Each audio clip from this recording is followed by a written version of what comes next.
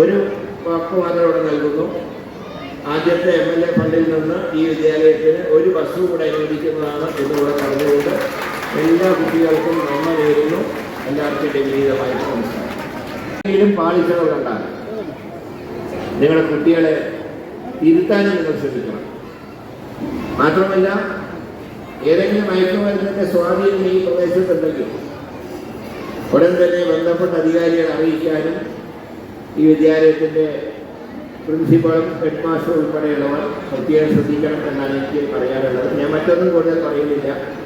ഇവിടെ വന്നപ്പോൾ നിങ്ങളുടെ സ്കൂൾ ലീഡർ ചില ആവശ്യങ്ങളില്ല.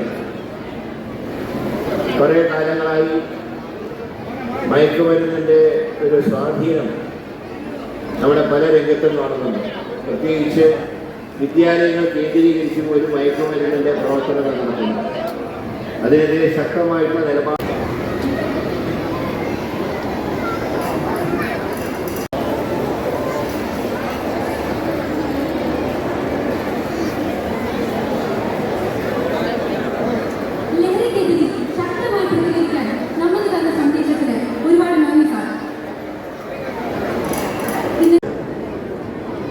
വർഷങ്ങൾക്ക് ശേഷം നിങ്ങൾ ജനപ്രതിനിധിയായി വീണ്ടും ഈ വിദ്യാലയത്തിലേക്ക് കടന്നു വരാൻ കഴിഞ്ഞതിൽ എനിക്കും വളരെ സന്തോഷം.